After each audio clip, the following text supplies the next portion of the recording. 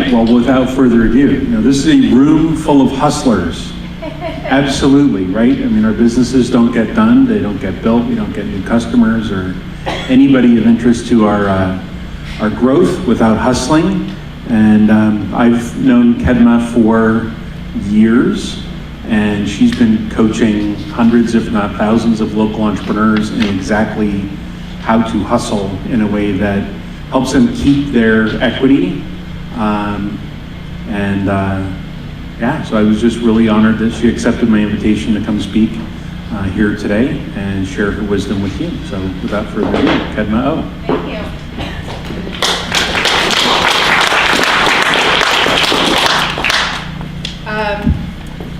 Okay. First of all, I want to thank Heather. It's always nice to go after the keynote. And I'm going to switch it up a little bit. So a couple of things. My presentation, I'm going to talk a little bit about my philosophy in really getting into business, is sort of my style of hustling. I'm going to give you some examples of companies I've worked with and how do I analyze ideas. That's really my job. I have been involved in innovation, in the form of innovation, for over a decade, and I deal with new product development a lot. It's much easier when you have a product already in place and customers understand it. But when you're bringing a new product to the market, it's a new invention, it doesn't exist, you have a whole piece of how do you educate that customer. So I'm going to talk about what it takes to analyze ideas, and I'm also going to leave you with some resources, because I always like takeaways. If I'm going to do a presentation, I want you to run after the presentation and follow up, so that's why I put some resources on. Okay, so every day I'm hustling. How many people here are a first-generation entrepreneur in their family? First time doing that. Okay. How many people are second generation? Wow. Anybody here third generation? Whoa. Anybody here fourth generation? Anybody more than four? Fifth generation? I'm the only one that's a fifth generation entrepreneur. Can you imagine what I'm like? I'm ridiculous. I am so ridiculous that I negotiated when I was giving birth with my doctor, and I said, we're going to have this done by 5:30 p.m., okay, because I have things to do, and I'm telling you, it's out by 5:30. She's like, you are crazy, Ken. I said, no, I'm a hustler, and I got things to do. I love my baby, but it's got to happen now. So I am on fire. In fact, I grew up in such a situation where having a job felt weird, strange, unusual, because I have lived out of the box. So the thing about hustling is, I'm about what I call educating hustlers and being an educated hustler. Because hustlers are people, it's not a bad term for me, it's people who need to do something and they're going to do it, right? Because everybody's got ideas. I've never met anybody in the world who doesn't have an idea. But I've only met a few that can execute the idea. And so when I think about an educated hustler, it's someone who can execute, but has the mindset to do that. Let me bring you into a quick story. When I first started my first company, I was in Tucson, Arizona. I was living originally from New York, which is what my accent is from, and I said, you know what, I'm tired of New York, I just want to get out of New York, I'm going to head to Arizona. I don't know anybody, but who cares? I just got my undergrad degree in business. You know what? I know I'm going to be able to get a job. Ha, ha, ha. Tucson, Arizona, you can't find a job. So got into a temp agency situation, and within a couple of months, I was laid off. And I thought, you know what? I'm going to start my own business. Why? Why not? So I got into a program called Regional Reemployment, and I had done a little market research. Now, if you've ever been to Tucson, Arizona, you know it's a mecca for spa resorts. You have Canyon Ranch, Miraval, you have Los Ventanas. The thing is I love bed and breakfasts.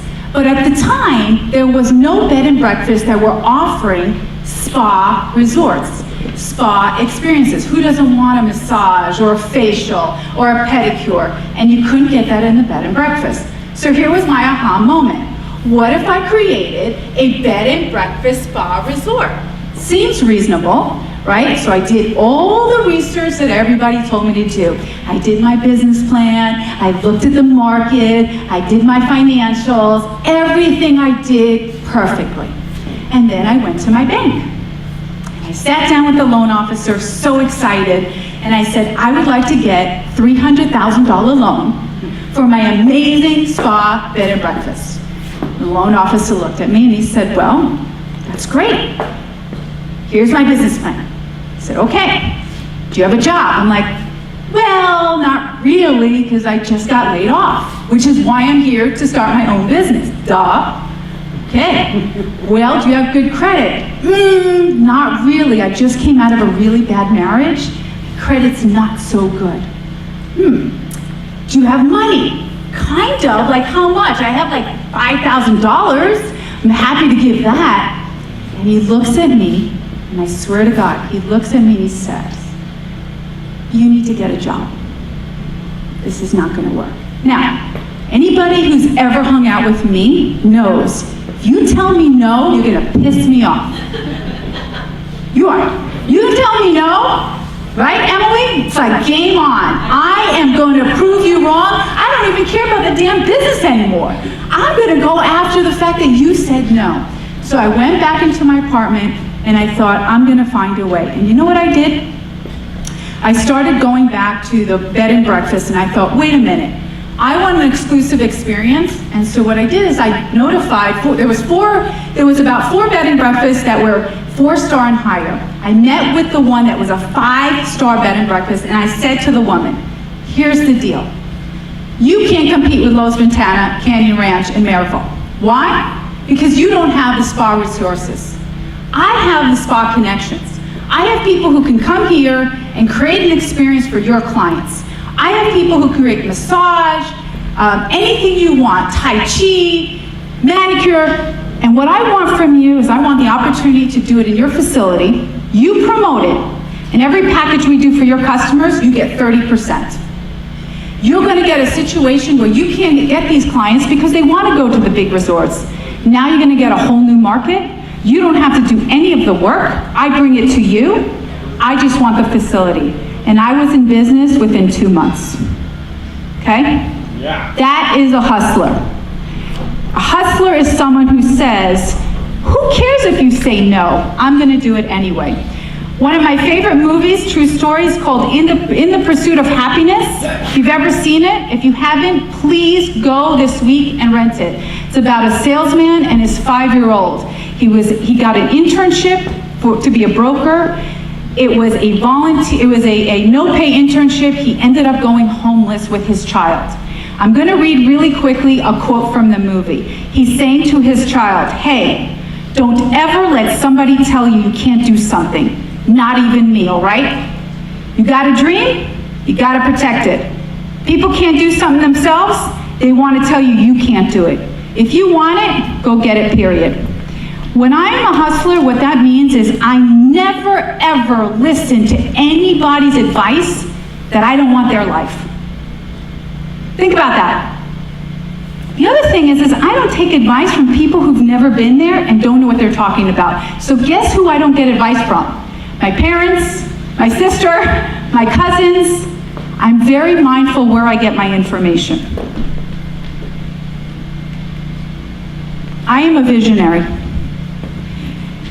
Let me tell you something, that is a curse. You wanna know why it's a curse? Because I see things before they happen. And it's a curse because I have to convince the rest of the community why it's a great idea. Let me tell you stories I have been in. There is a program called SBIR, STTR that I will show you at the end of the presentation. Essentially, it's a government program. Back in 2012, I was frustrated because I could not find funding for people who had new technology. And I went to this conference and I was blown away because there was literally millions of dollars set aside by the government to help for this. And I came back here and I said, we've got to find a way. We've got to find a way to get this money to the companies here in Oregon, right? Simple. So I started doing my own research. And I started connecting with Washington, and on my birthday, I'm in Houston with my sister. I get a phone call from Washington, and they say, you know what, Kedma? We want to have the national conference for SBIR in Oregon. I said, what? Yes. We think it has to come in the West Coast, and we want all the agencies going. Now, we're talking about 11 agencies. We're talking about National Institute of Health, Department of Defense, Department of Agriculture, coming to our state to do a huge conference. They said, now look, this is not cheap. You're talking about raising $200,000 for a 3-day conference. I said, not a problem. No problem. I got this. This is a great program. I'm gonna make those calls. I got this. Well, you know, I got off the phone and I started calling Business Oregon. You know, our budget's really tight right now. We can't really invest, but you know what? Maybe we can provide a booth. Started calling another agency. You know, things are really tight right now. I'm not sure. We can't do it, but we'll offer a booth. And I started calling and calling, and the door kept hitting over and over again. Now, at the time, I had a small nonprofit organization, about $5,000 in the account, which is what most small nonprofits usually have, right? And I'm sitting at the hotel on my birthday, getting the door slammed. And I'm thinking, what am I going to do? Now, any rational person that I have ever met is going to call Washington and say, we just can't do it. We have to give it up. I don't have the money to do this, and I can't get the commitment. And I picked up the phone. Is this the is this where we pause for a break? Woo, break time. Is this when I do the train dance?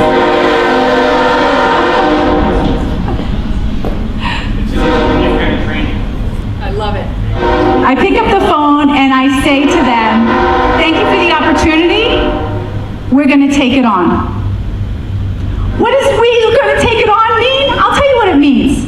It means Kedma Ough did not tell her husband, walked out of the office, secured a hotel, and put down $50,000. Me.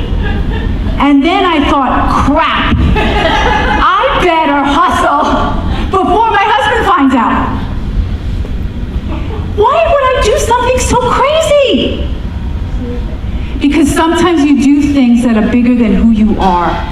And sometimes you have to move the dial no matter what people say. And I brought in a team of 5 people, all volunteers. And a year later, we brought the conference here, sold out. Not only did I make my money back, but we brought $90,000 back into the nonprofit. Changed the game for Oregon. Changed the game for SBIR. And that's what a visionary has to do, is to think beyond what everyone is saying to you. Disruptive thinking is what I do. If you want to understand disruptive thinking, go and read this book, Disrupt. In a world of nonstop change, there's only one way to play the game. You transform the game. You transform the game by bringing to the market exciting things that change it. I'll give you an example. You've probably never heard of this company called Medici's. I promise you, in 3 years, you're going to know Medici's. Medici's is an incredible restaurant. It's a pizza restaurant transforming what it means to have pizza in the US. I want you to imagine walking into a restaurant that feels like Italy. Beautiful, 5-star experience. There's an olive tree in the damn restaurant. It's gorgeous. You would expect to pay 5-star prices. No.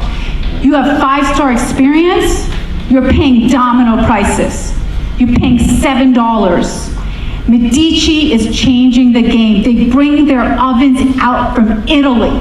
Suppliers, organic, non-GMO, all about community, price point. It's a new category called fine fast. Fine dining, fast food experience. Fine dining, you walk in with a blazer. You can also walk in with jeans and flip-flops. fast food experience. The pizza is not 15 minutes long, 90 seconds. 90 seconds for the pizza to be out. Do you know how many sales they're doing every week? Average Medici's, $50,000 a week. They're changing the game, disruptive thinking. So when you're thinking on your unicorn, you better make it a disruptive unicorn. All right? I want a couple of horns on there. I want it to be colorful. I don't want it to just fly. I want it to turn backwards and run around. Okay? Maybe even do with the internet, whatever. Disruptive thinking. How do I analyze ideas? I am definitely, I have an analytical mind, so I have the science part of me, and I think analyzing ideas is science and magic. I can't tell you the magic, because it's magic, right? But I can tell you that part of the magic is imagination. There is more imagination found in a 3-year-old than in an average adult. I live in imagination. If you don't believe me, come to my office. You know what you're gonna see there? All the Muppets, because they hang out with me. I've got toys. I got Mr. Potato Head. I've got Wonder Woman. And I don't give a crap what people think, okay? Because I live in imagination. I'm a dreamer. The problem we have in society is we get into school and we're untrained, right? We have to, we're trained in such a way that we have to relearn imagination. It's horrible. So I'm gonna walk through, now here's the deal, because I know you're gonna say this to me. You're gonna say, well, what's the formula? Guys, there are so many formulas for analyzing ideas, but I'm just gonna talk to you about the 4 that have to be there, okay? Does it solve a problem? Is the market large enough? What do customers think? And is it affordable? I'm gonna walk through a couple of clients I've worked with and we can talk about it. Does it solve a problem? This is Everclear Dream.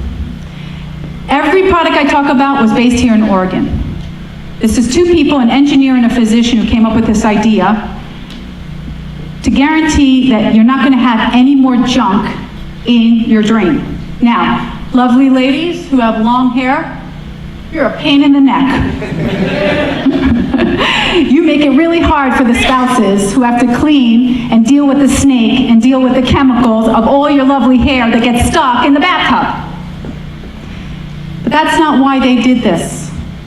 I'll tell you why they did this. Because one of the inventors was a physician in ER. And he kept seeing young kids coming in with chemical burns on their hands. He couldn't figure out why, and I'll tell you why. Because the parents and housekeepers were using harsh chemicals on the drain to get rid of the hair. The kids were touching it and coming into the hospital. And he said, there's gotta be a better way. There's gotta be a better way. Because if I can save one child from that experience, then this product was worth every penny, okay? Was there problems getting it to the market? Yeah, of course there was. Because when we tried to beta test it at hotels, the housekeepers kept breaking them. Now how does it work? It's very simple. You switch your old drain with the new drain, and there are blades built into the plug. So you press it 2 or 3 times, and it will actually break down all the hair and dissolve right into the drain. But the housekeepers were smashing them. So we thought, okay, new invention, we gotta educate the housekeepers. Other issue was supply chain. Within a year, Home Depot loved it. We wanted it in our market. But what we didn't realize was Home Depot deals with supply chain management. You can't go right into Home Depot. You gotta go to their first tier. Well, the first tiers wanted to squeeze it out. They liked the idea, but they kept us going and going and going. It took us about 8 years to get into Home Depot. You go into Home Depot today, it's there. What if the actual entrepreneur gave up in year 1, year 2, year 3? So, yeah, you know, hustling means you're gonna have to work through it. Again, it's like the SBR conference. You believe in it, you work through it to the end. Is the market large enough? This is 2 women who are nurses. They're also moms, and they wanted to find a way to keep nursing their child. There is about 77% of all infants that are born in the US, and there's 4 million that are born here every year, 77% are nursed up to 6 months. 49% of those are under 6 months. Usually the doctor recommends a year. They came up with a solution, okay, so it's a huge market, to keep moms nursing more because it's healthier for the babies. Now here's where the problem was. They had to go up against the big breast pump companies. Because when anybody who has been a mom, nurses, at some point you're going to go back to work, you're going to use that. But that takes you away from being with the child. So their solution was, we have a way to keep the mom connected with the infant longer. Today, this company is found in every WIC in the country.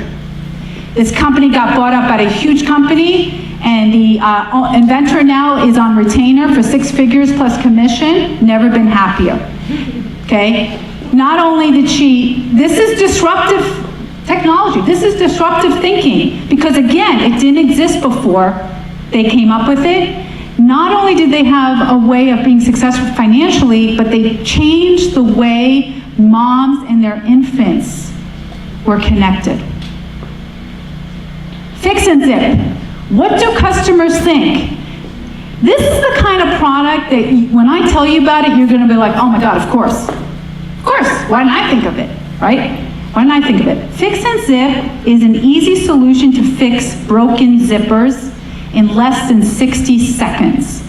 How many people have had a broken zipper on your, of course, your jacket, your backpack, your tent, everything. And you have to then say, oh, I have to go get it fixed, or maybe I get a new top. This now is a solution. It's price point a little bit high. It's about $20, you get 3 of them, but within 60 seconds, you just put it on, you twist it, boom, zipper's done. You can find this now in fabric stores like Joann. You can find this in QVC. It was on the Today Show.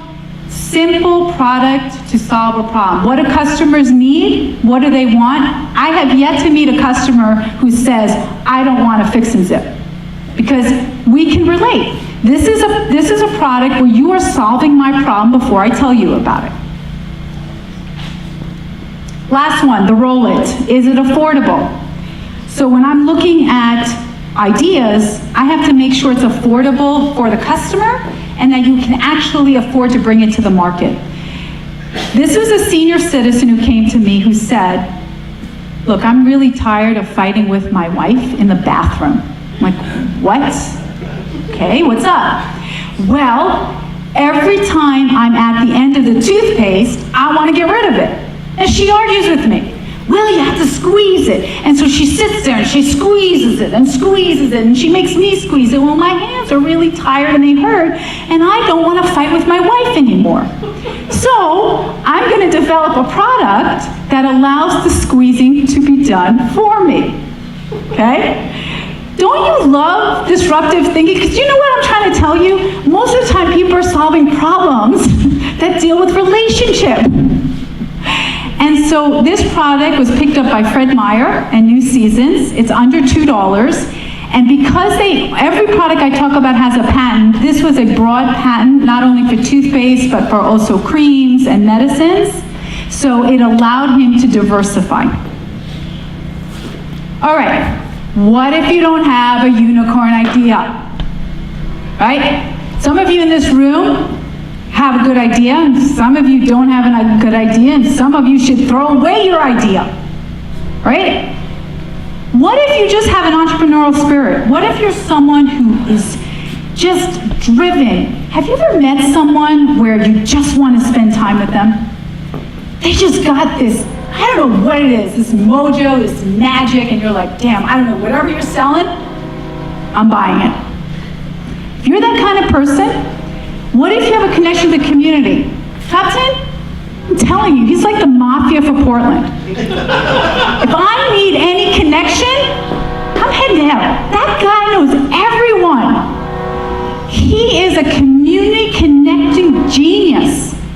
What if you have that?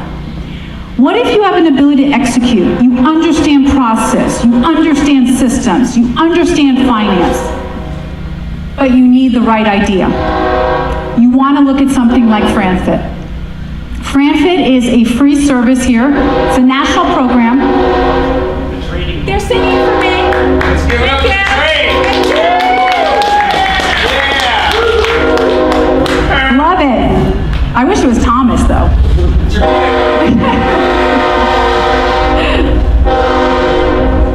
Yeah. Okay. So I'm going to kind of throw out a wrench over here. So Franzen is a program absolutely free. It's a national program that focuses on you aligning to consider franchising. Now, the minute I say the word franchising, people say hamburger and french fries, $500,000. Absolutely false. About 30% of the inventory we work with is under $100,000. And out of the category of there's about 3,000 franchises, we work with about 100. I can count 2 on my hand that have anything to do with food. So franchising is everything from technology, senior citizen support, pets, landscaping. The cool part is everybody here has done a personality assessment. I know that Heather has a personality assessment. They're proprietary. People have done Myers-Briggs. This is the best personality assessment I've ever done, and I'll tell you why. Imagine a personality assessment that assesses how you will operate in a business. Imagine if it will tell you what kind of business you're best for, what kind of business models you're best for, whether you're good with employees and what type of employees, how you make decisions, and then aligns you with the right idea. Story. This is Brianna. Brianna lives in Oregon, so you can fact find and fact check me anytime you want. She came to me about a year ago. She said, Kedma, I have a vision to start a coffee business. Why? Because I like coffee. Okay, why else? Because I want a local experience. I have a business plan, and I'd like $250,000 to start my coffee business.